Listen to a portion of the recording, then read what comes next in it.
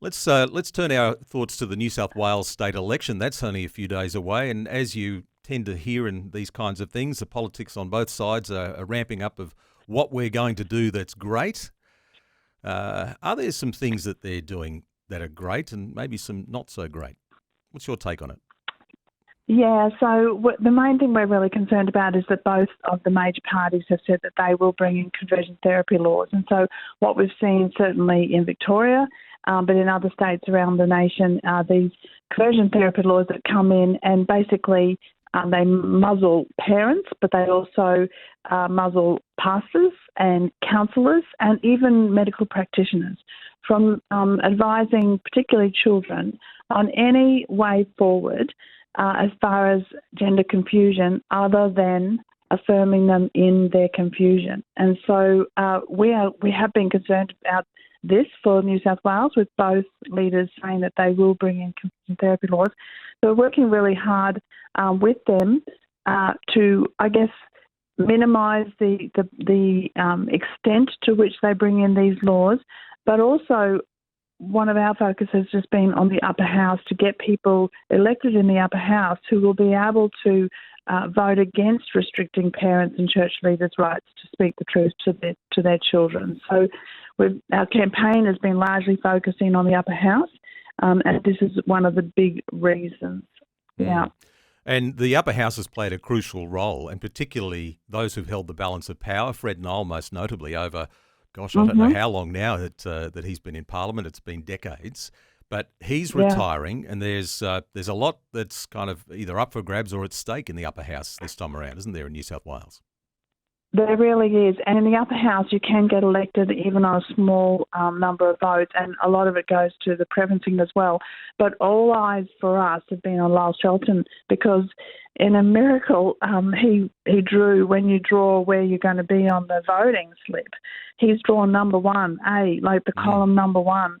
And so that's incredibly exciting, because there is a certain degree of people who walk in and say, I'm just going to go number 1. So we're excited about that, but it also makes sure that people see where he is, because sometimes when you want to vote for somebody and you go in and there's this big long, you can't even find them, but people will be able to find him straight away. So we'd be excited to see Lyle elected, but we're also pretty excited about the One Nation chances as well. So Mark Latham has, in the past, and certainly in the past Parliament, he's introduced bills that would protect parents' rights to bring up their children according to their own beliefs. And so we would love to see him re-elected.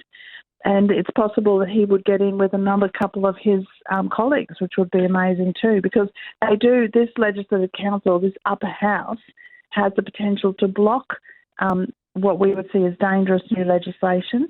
And they also have the opportunity to introduce new bills to Parliament. So there is great power in that upper house. I find it fascinating, people like Mark Latham or Lyle Shelton and others who you might say are perhaps outliers, even on the national scene. You've got people like Bob Catter and others that tend to be disruptors. Is that a good way to describe them? They seem also to be pretty well, people of strong convictions. Might not agree with all of those convictions, but they're very strong in their convictions. Absolutely. And it's interesting, isn't it, because Mark Latham isn't a Queenslander, but a lot of the outlying type of politicians, the ones who do make a bit of a fuss, are often from Queensland as well. That's where you are, Phil. Yeah, that's right.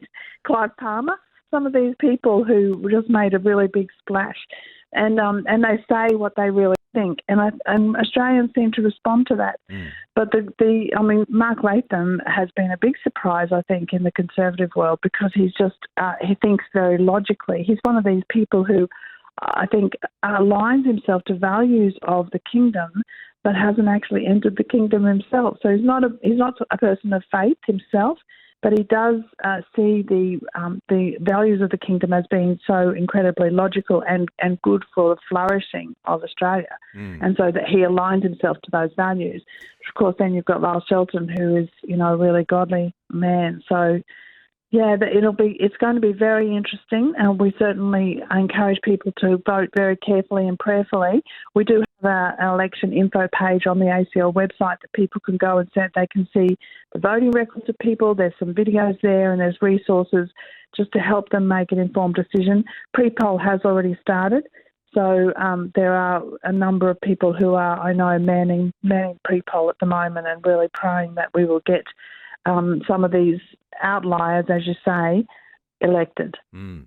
And a key word you said there, I think, is actually flourishing, because it's the difference between a flourishing society and looking after the needs of small elements of that society. They're both really important, but we tend to want to think very much black and white, like there is an answer that is 100% correct on either side. But we have to make sure that we do things and elect people who will be thinking big picture, but at the same time are also thinking about the little guy, the ones who are perhaps maligned, but not making decisions in our society as a whole based on minorities, which sadly, to my view, that seems to be where a lot of politics is at these days. Yeah, exactly. And what we're seeing is that big decisions are being made to cater for a small group of very, very loud minor groups.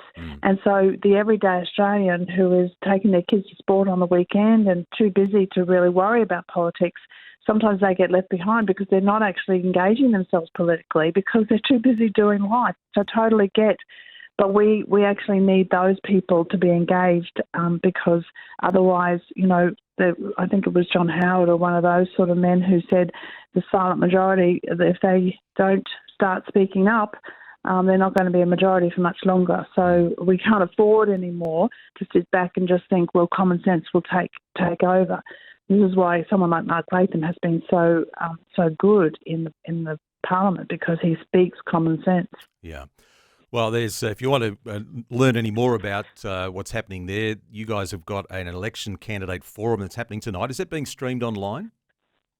No, I don't think that one is. It's a live one. It's in Liverpool. We've got Lyle Shelton there and Tanya Mahalik, who's one of the One Nation ones. So we've been moving them around the state a bit and going to different places with live forums. We did have an online forum. This one, there is a link to RSVP, so I encourage people to go and have a look on the ACL website just in case there is going to be a live section of that too. But at the moment, as far as I know, it's you've got to be there to hear that one. But anybody who is anywhere near Liverpool in New South Wales, get there because it will be a really good night. And although we're talking about largely state-based issues this morning, doesn't matter where you are around Australia, these do spill over and affect all of us. So I think it's important that we lean in and understand what's happening around the nation, and also to pray is an important thing.